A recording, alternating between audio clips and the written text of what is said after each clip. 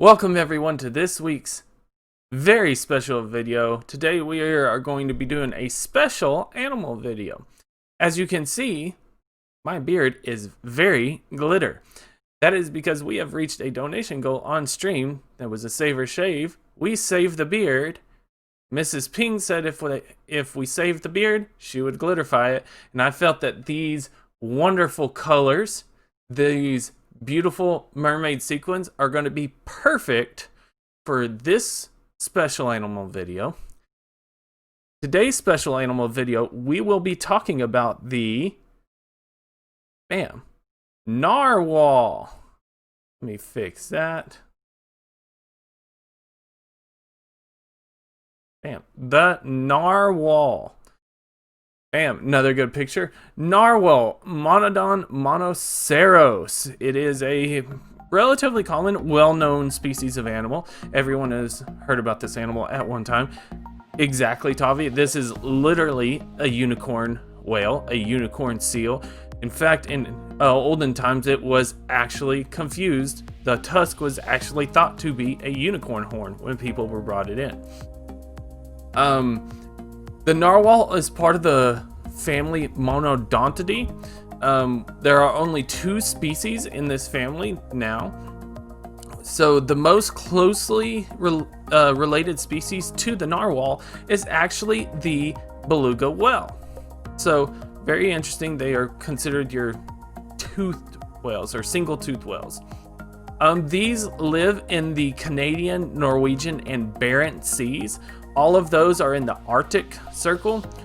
They don't seem to go over the Russian part too much, but they are very common in the, well, I wouldn't say common, they're much more prevalent in your Canadian and Norwegian seas. They follow ice flows, so meaning that as the ice retreats and recedes and then comes back in the winter during the kind of thaw, even though it does, does the Arctic ever really thaw? It does, but yeah. Anyway, but they follow those flows because that's just what they are adapted to. They are a social whale, so they will get in these pods. There's usually about 15 to 20 in these pods.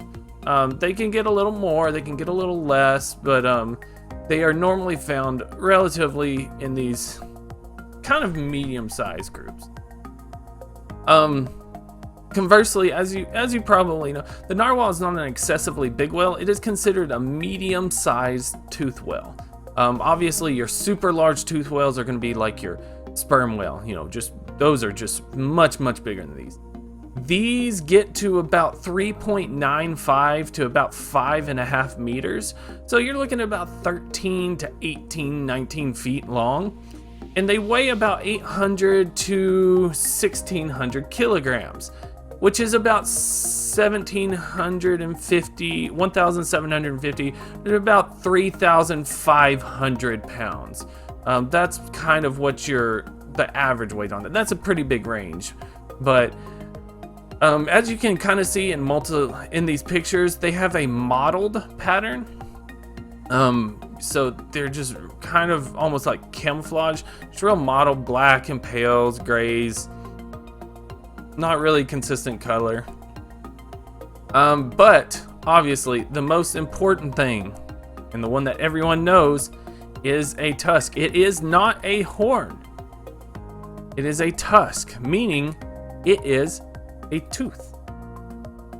This is an actual tooth that is it grows in it's obviously very long, and it grows in a helical pattern, so it's actually kind of spiraling out.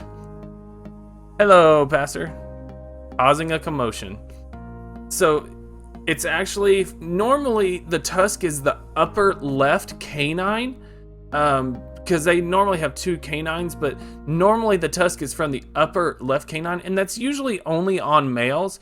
However, something interesting, every 1 in 500 males have a double tusk. Actually, let me rephrase that. Every 1 in 500 narwhals have a double tusk, meaning that both teeth actually grow up into tusks.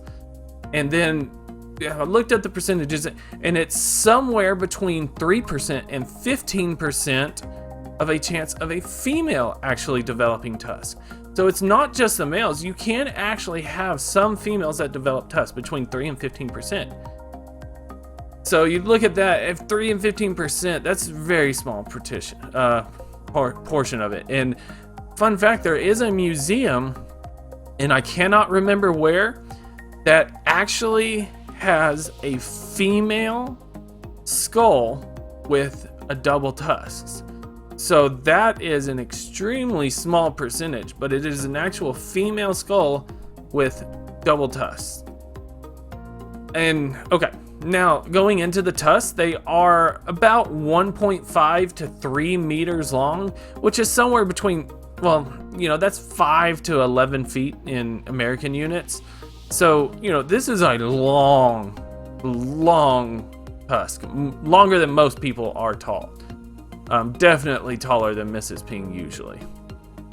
These are actually hollow, something that a lot of people don't realize. It's not just a solid piece of bone. They are hollow. That's not to say that they're not tough. They're just not a solid piece of bone. And in fact, it has been theorized that if they were solid pieces of bone, it would actually cause the narwhal's head to droop. Basically, it wouldn't have either. They would have evolved into much bigger, longer than Mrs. Ping usually. Does she grow on occasion? Well, the way she acts sometimes, she gets very short person syndrome and decides that she can take on the world, which isn't always the case when you're 5'2".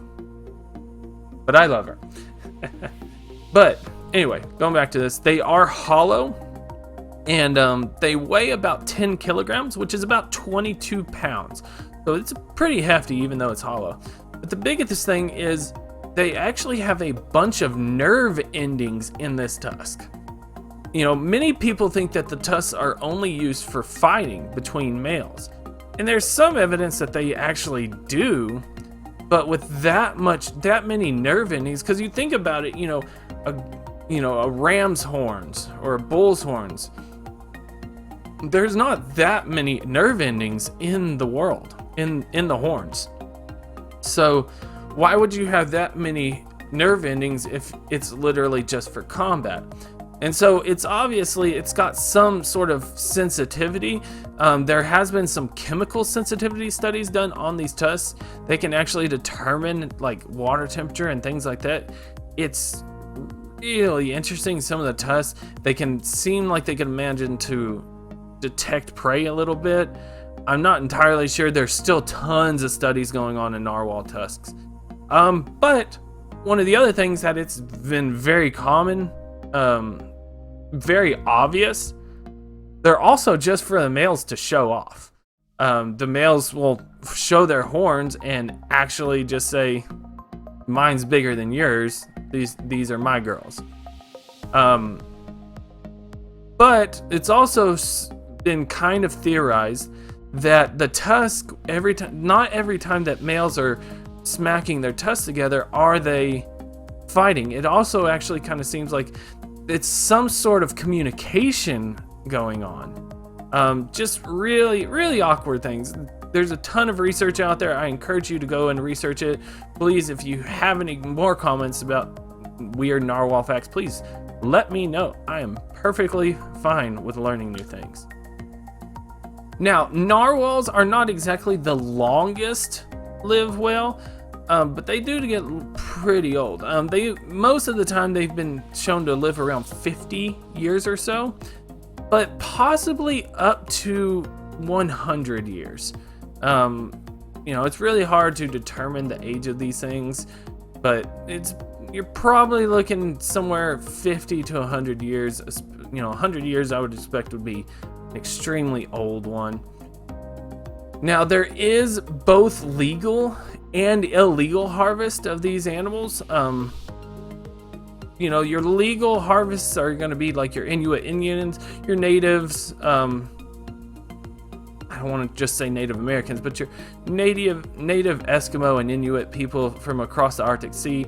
They have the right to legally harvest these every once in a while and sell some of the product from them any excess that they don't necessarily need. It's considered part of their tradition and definitely very okay with them. There is illegal harvest though. People are killing these for their tusks. They're thought to be, using herbal remedies. There's all kinds of things. And then also the tusks are just really neat, which makes it really beneficial to a poacher to get a hold of one, and then he can sell it off. Now, obviously, these have been used in literature and myths from around the world since the dawn of time. It's incredible. There's so many legends about it and so many books that have used narwhals. My favorite, and this will be the last thing we'll talk about, my favorite kind of alliteration of these into the more common literature was actually from Jules Verne, 20,000 Leagues Under the Sea. Now, it obviously wasn't a narwhal. Please, I hope I can't even say spoiler alert. This book's been out for so long. Definitely go read it. But the submarine, the Nautilus, was actually thought at first to be, by the main scientist in the book, to be an extra large narwhal. So, that's just kind of my favorite alliteration, but there's a ton of Native American legends about it. Definitely encourage you to go check that out. But thank you guys so much again. I really hope you appreciate it. Just for your sake, we will turn off my internet so that we can end this on the Glitterbeard. But thank you guys so much again. I really appreciate it. Once again, if I don't, please be safe. Have a great day. Listen, guys, thank you so much for this. Please leave a like, comment, and subscribe. If you do, I would really appreciate it. If you'd like to see an animal, please just let me know. Anyway, take care of yourselves, take care of your loved ones, and please take care of yourselves for the holidays. Thank you guys so much, and take care. Peace.